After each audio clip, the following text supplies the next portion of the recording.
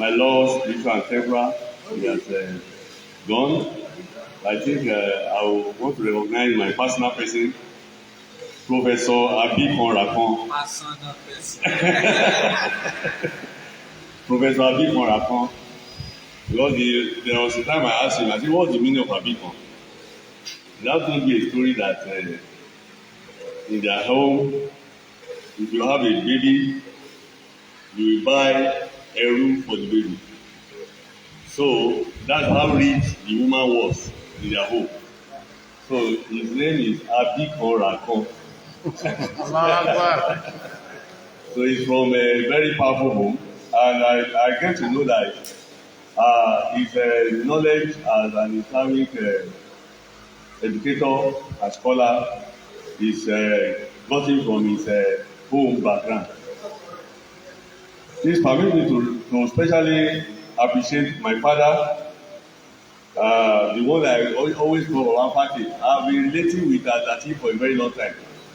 You may not know. You know, I have a brother, he's Treji Kalilu. Anything that anybody, any place you find Prince Kalilu, you find me there. The girl is my brother. And about 20 years ago, when I had my 30th birthday, Professor Abikon was the guest speaker at that occasion. So myself and Professor Abikon have been together, and I'm a party man, the called son of Baba Party. So don't be surprised when you see David on this podium today. It's because I am the son of Baba Party. So nobody here can tell me that I don't have power to be here. I want to recognize my famsec too. We all know I'm a comrade, so you know I know you. We have been on different sides before. He was a famsec on government side, me as a labour man on labour side. And you know the famsec was a very powerful man, an orator to the core. So we used to fight in those days, but today we are not fighting. We are on the side of God. I want to appreciate the MC, the distinguished MC, who talked about Professor Abikon without looking at paper. I'm not surprised because they have been together for long. So I was looking at the paper, I said, what is he doing reading? I didn't see any paper. I recognize this, sir. God bless you. I want to say that Mrs. Kalilu, myself and Mr. Kalilu, we used to go to our house in those days before we married her. We used to walk through some corridors before we eventually married her. I have great respect for you, and all the nurse, Kalilu, everybody, I appreciate you. I don't want to waste your time, but I've been asked to talk about entrepreneurship. But I want to talk about, because I want to take just 20 minutes. Because I know you are busy people. There are still a lot of things in the conference that will happen. Entrepreneurial development and coping strategy of a Nigerian entrepreneur in a depressed economy. I chose to talk about this because anybody that wants to pick up entrepreneurship, I don't want to say iṣẹ́ ìṣòwò àbí ló fẹ́ mọ ṣe entrepreneurial activity ó ti bẹ̀rẹ̀ báyìí àbí àwọn ọmọ kékeré tí ó ti bẹ̀rẹ̀ wọ́n múra ti bẹ̀rẹ̀. But the truth is that recently the Kwara governor announced that they are giving us opportunity of working for 3 days alone. So while I was analyzing on radio, I said I hope it's not a decoy to dispense the workforce of Nigeria so that you not declare people useless. But I say in another word, I said it's very important that people should use that opportunity for their development, for business opportunity. Because the truth is that our minimum wage can no longer take us home. We cannot feed with this money they are giving to us. So everybody should begin to look for opportunities to survive. We are the best resources that anybody can get in the whole world. But unfortunately, Nigeria has abandoned its resources. So I'm not going to be talking on this paper, but I'm sure I've sent this paper to Professor Lawal, and I'm sure he's going to share it with us on our podium. That's our forum, on WhatsApp forum and whatever forum we operate as Latif members. But I want to emphasize the need for us to look into other opportunities for us to become, all of us must develop the entrepreneurship in us, because Nigeria economy is not going to take anybody to anywhere. Particularly what we experienced at the last dispensation was not interesting at all. So I want to emphasize on see the need and take the lead. Now that we have 3 days, we have 2 more days to our own use.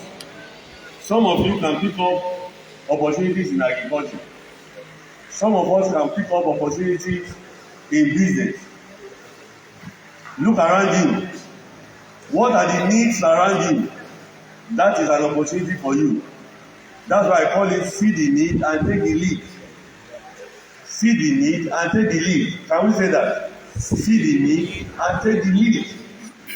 There was a time we had a conference in Jigawa State.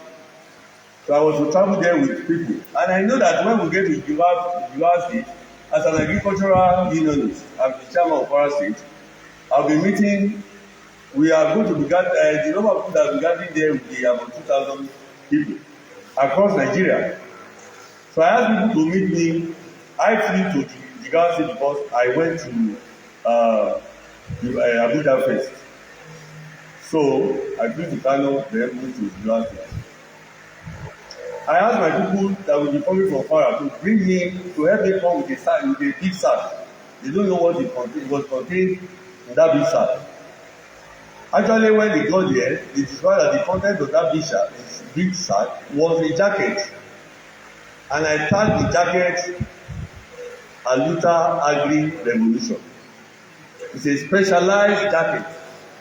So when my people brought it with their boss, people coming, the delegate from Kwara, I got to my hotel room and I unveiled the content of the jacket.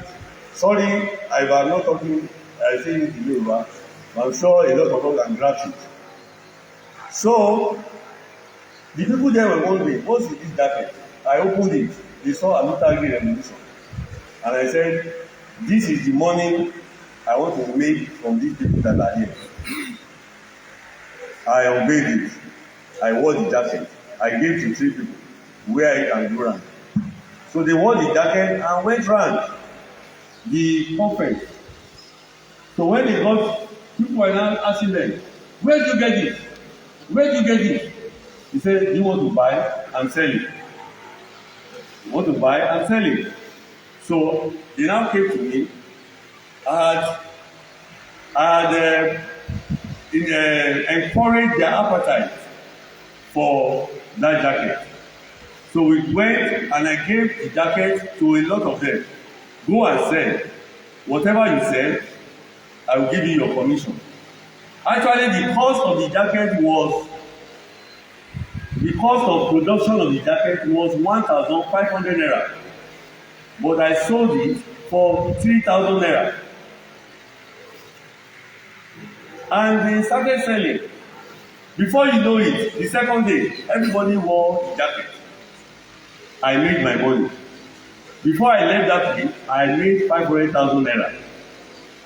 With that 500,000 naira, I augmented the cost of my hotel bill, and I made some good money. And I gave my people some other good money. And I fed them from that money. And I told them, you came all the way from Ilorin for a conference of 2,000 people. Didn't you think of what are these people going to need? What are they going to need? How do I make my money from people? God has created human beings as the most important resources. Most of us in Nigeria, we are not using our brain enough.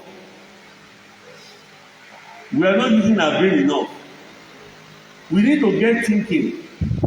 Some of us, when they gave us 3 days off, 2 days off, the governor announced 2 days off. I told the governor, I said, I hope you don't want to, you will not say, tell me that you will not pay me more wage when the time comes. But I said it as a labor man. But I know that 2 days as a gift for people is a big money. Because time is money. Time is money. Ladies and gentlemen, I want us to begin to think. Some people felt, it's an opportunity for me to relax and enjoy myself. No, it's an opportunity for you to think and do well by creating wealth so that you can serve God with your wealth. That is the creativity in life.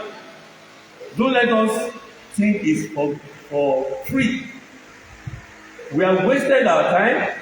We have wasted the opportunity of having people around us.